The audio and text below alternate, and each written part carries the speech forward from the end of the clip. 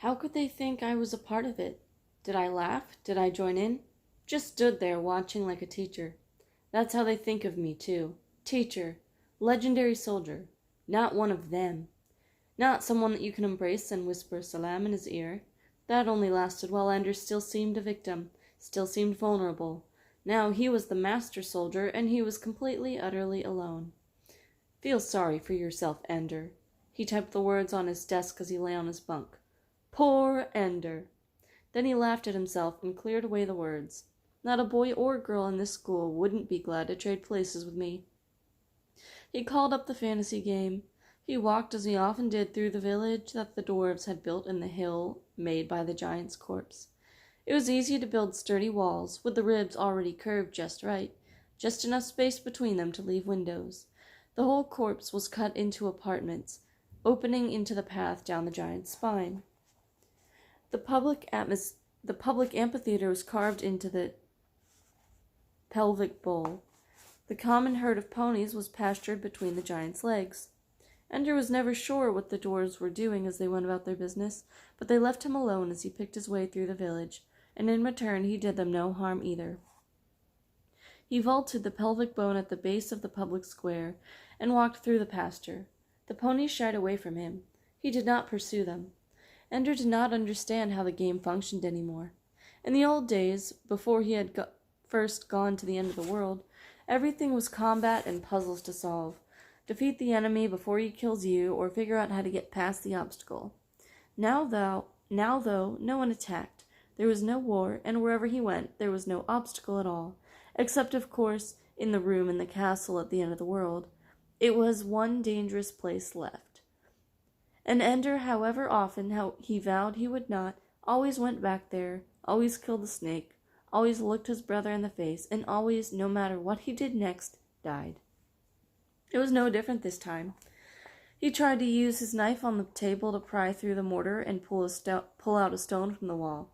As soon as he breached the seal of the mortar, water began to gush through the crack. Ender watched his desk as his figure, now out of his control, struggled madly to stay alive to keep from drowning. The windows of his room were gone. The water rose, and his figure drowned, all while the face of Peter Wiggin in the mirror stayed and looked at him. I'm trapped here, Ender thought, trapped at the end of the world with no way out. And he knew, at last, the sour taste that had come to him. Despite all his success in the battle school, it was despair. There were uniformed men at the entrances to the school when Valentine had arrived. They weren't standing like guards, but rather slouched around as if they were waiting for someone inside to finish his business.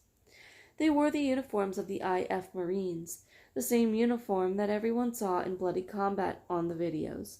It lent an air of romance to this day at school. All the other kids were excited about it. Valentine was not. It made her think of Ender, for one thing, and for another, it made her afraid. Someone had recently published a savage commentary on Demosthenes' collected writings.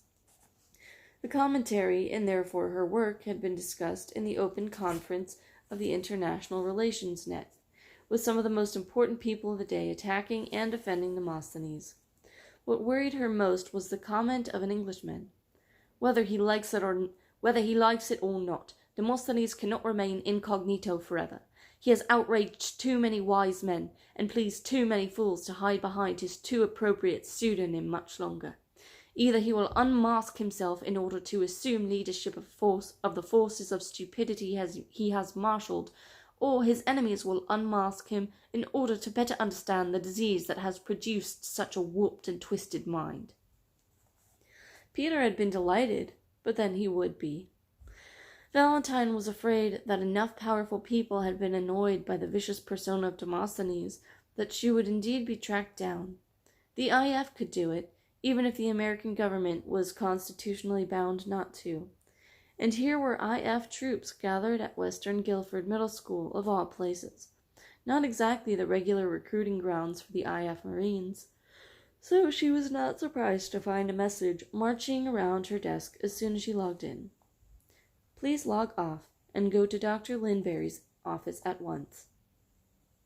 Valentine waited nervously outside the principal's office until Linberry opened the door and beckoned her inside. Her last doubt was removed when she saw the soft-bellied man in the uniform of an IF colonel sitting in one comfortable chair in the room. "You're Valentine Wigan," he said. "Yes," she whispered. "I'm Colonel Graff. We've met before." Before? When had she had any dealings with the IF? "I've come to talk to you in confidence about your brother." It's not just me then, she thought. They have Peter. Or is this something new? Has he done something crazy? I thought he stopped doing crazy things. "Valentine, you seem frightened." "There's no need to be. Please sit down. I assure you that your brother is well. He has more than fulfilled our expectations." And now, with a great inward gush of relief, she realized that it was Ender they had come about. This must be the officer who had taken him away. Ender. It wasn't punishment at all. It was little Ender who had disappeared so long ago, who was no part of Peter's plots now. "You were the lucky one, Ender. You got away before Peter could trap you into his conspiracy." "How do you feel about your brother, Valentine?" "Ender? Of course. How can I feel about him? I haven't seen him or heard from him since I was 8.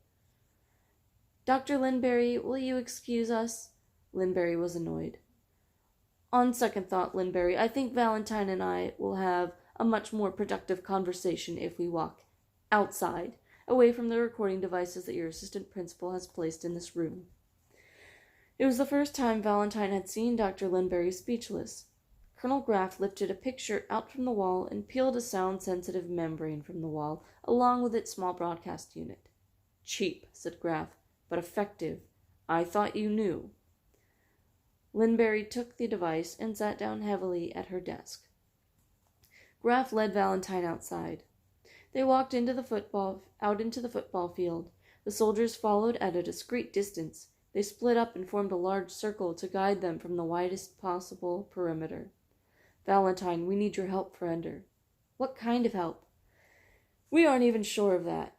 We need you to help us figure out how you can help us." "Well, what's wrong?" "Well, that's part of the problem. We don't know." Valentine couldn't help but laugh. "I haven't seen him in 3 years. You've got him up there with you all the time." "Valentine, it costs more money than your father will make in his lifetime for me to fly to Earth and back to the battle school again. I don't commute casually." "The king had a dream," said Valentine, "but he forgot what it was, so he told his wise men to interpret the dream or they'd die. Only Daniel could interpret it because he was a prophet." "You read the Bible?" "We're doing classics this year in advanced English. I'm not a prophet."